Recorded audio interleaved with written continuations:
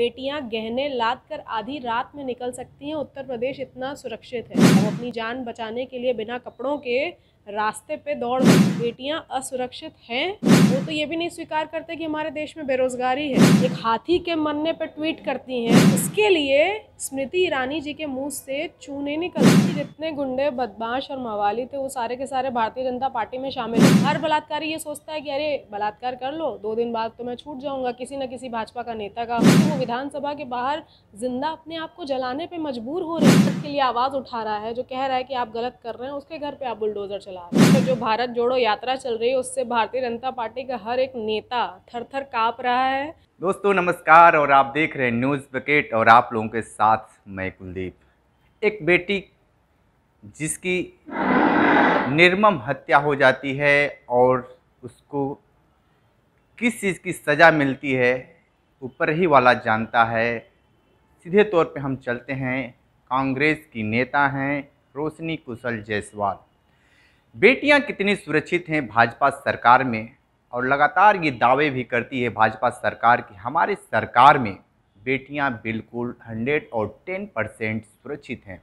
लेकिन ये कितना सही है, क्योंकि जो भी चीज़ें देखा जा रहा है टीवी और समाचार पत्रों के माध्यम से, तब पूरा जग जाहिर हो जा रहा है कि इस सरकार में क्या कुछ हो रहा है। रोशनी जी, ये बताइए कि जो अंकिता भंडारी का जो चीज़ मामला हुआ, आप इसको लेकर अब अपने को कितना सुरक्षित महसूस कर रही हैं भाजपा सरकार में? देखिए, अंकिता का जो मामला हुआ है उसके बाद की बात नहीं है। बेटियां तब से सुरक्षित नहीं है जब से भाजपा की सरकार आई है। भारतीय जनता पार्टी ये नारा लेकर आई थी, बेटी बचाओ बेटी पढ़ाओ, जो कि अब बदल कर हो गया है बेटी बचाओ बेटी पटाओ, जो कि हमारे देश के प्रधानमंत्री नरेंद्र दामोदर दास मोदी जी ने अपने मुंह से कहा है, बेटी बचाओ बेटी पढ़ाओ। एक होता है कि बोलते बोलते गलतियां सबसे हो जाती हैं, लेकिन वो बोलकर आगे बढ़ गए। उन्होंने इस नारे को ठीक करने की भी ज़रूरत नहीं समझी, और यही हो ही रहा है। हमारे देश में बेटियां सुरक्षित कहाँ हैं? बात करें अगर हम उत्तर प्रदेश की, यहाँ पे हर दिन बेटियों के खिलाफ अत्याचार बढ़ रहा है, बेटियों की हत्या बढ़ रही है, गैंग रेप बढ़ रहा है। और उसके बाद हमारे देश के गृह मंत्री अमित शाह जी आकर कहते हैं हज़ारों लोगों के सामने कि बेटियां गहने लाद कर आधी रात में निकल सकती हैं। उत्तर प्रदेश इतना सुरक्षित है। बेटियां गहने लाद के छोड़िए, दिन दहाड़े निकलने में इतनी दिक्कत हो गई है। अभी मुरादाबाद का अगर आप घटना देखें तो नाबालिग लड़की के साथ गैंगरेप करके उसे रास्ते पे बिना कपड़ों के छोड़ दिया गया। वो अपनी जान बचाने के लिए बिना कपड़ों के रास्ते पे दौड़ रही थी। तो किस ओर जा रहा है हमारा देश भारत?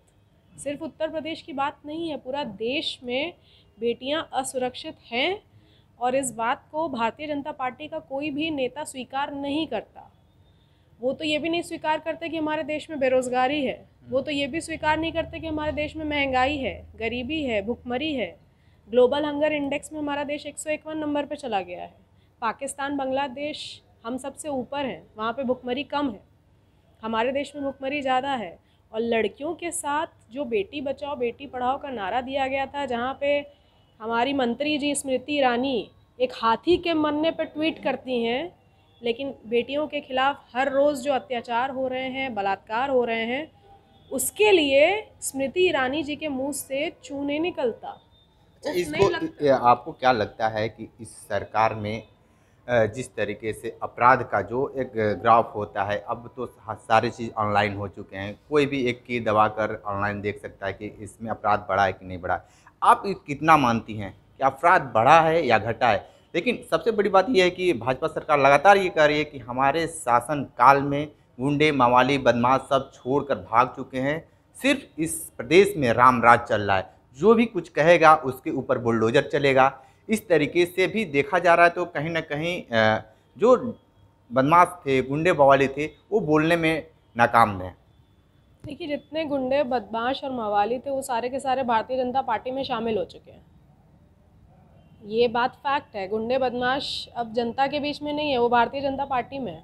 जनता के बीच में भी जो हैं, अगर वो क्राइम कर देते हैं तो कोई ना कोई भाजपा का नेता उनका समर्थन कर देता है और वो 2 दिन के बाद छूट जाते हैं। जेल जाते तो हैं लेकिन 2 दिन में उनकी ज़मानत हो जाती है। अभी बिल्किस बानो का जो कांड था उसके बाद सारे आरोपी छूटते हैं। आरोपी क्या, वो बलात्कारी थे, वो सारे के सारे बलात्कारी छूट जाते हैं और उनका माला पहना के ज़ोरों शोरों से स्वागत होता है जैसे कि वो आर्मी ऑफिसर्स हैं या फिर हमारे देश के लिए कुर्बानी देके वापस आ रहे हैं, ऐसे उनका स्वागत होता है।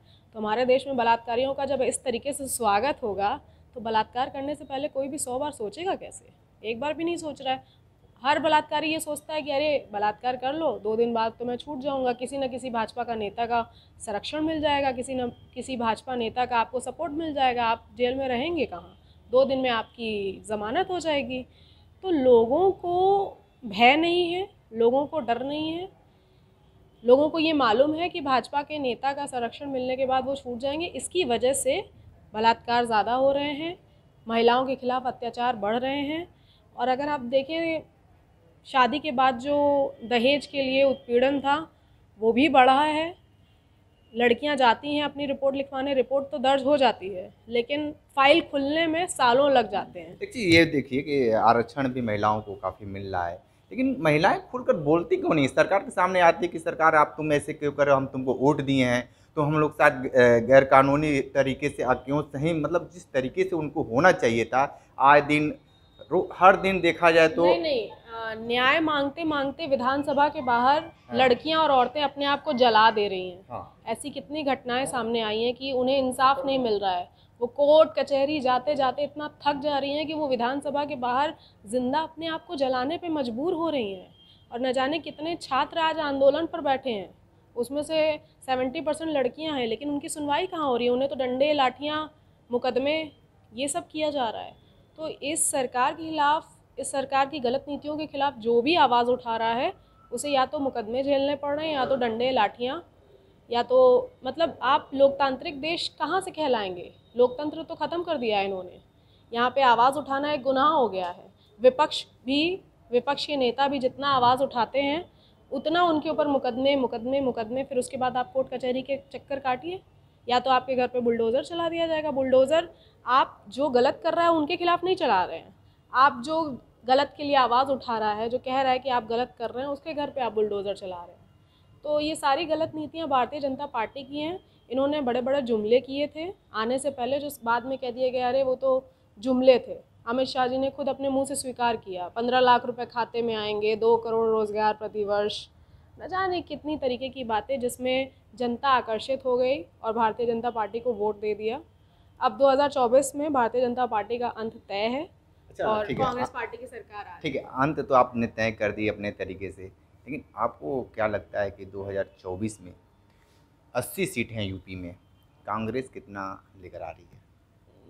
उत्तर प्रदेश की बात करें चाहे पूरे भारत की बात करें, कांग्रेस की सरकार तो आ रही है। और जो भारत जोड़ो यात्रा चल रही है उससे भारतीय जनता पार्टी का हर एक नेता थर थर काँप रहा है। उनके मुंह से जो भाषण निकल रहे हैं उससे आप खुद से महसूस कर सकते हैं कि भारत जोड़ो यात्रा से पूरा भाजपा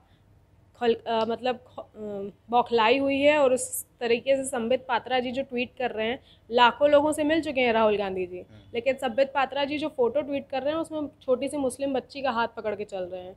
न जाने कितने डॉक्टर्स, न जाने कितने इंजीनियर्स, न जाने कितने लोग उनसे मिल चुके हैं, लेकिन संबित पात्रा जी को जो फ़ोटो मिली उसमें छोटी मुस्लिम बच्ची का फ़ोटो वो वायरल करते हैं। तो ये दिख रहा है कि हम भारत जोड़ रहे हैं, वो भारत तोड़ रहे हैं, हम चल रहे हैं, वो जल रहे हैं। ठीक है, तो ये थी रोशनी कुशल जायसवाल, और अपनी बातें बहुत बेबाकी से देती हैं और आज बेबाकी से बातें सारी कही हैं। तो लगातार ये रिपोर्ट हम दे रहे थे। हमारे साथ बने रही न्यूज़ बकेट के साथ, हमें दीजिए इजाज़त। पेश है न्यूज बकेट हिंदी मासिक पत्रिका। पढ़ें इस महीने की पूरी खबर विस्तार से हमारे न्यूज बकेट की मैगजीन में। हमारी ई मैगजीन को मुफ्त में पढ़ने के लिए अभी लॉगिन करें www.newsbucket.in पर। इसके अलावा रोज की ताज़ा खबरों के लिए हमारे YouTube चैनल को तुरंत सब्सक्राइब करें।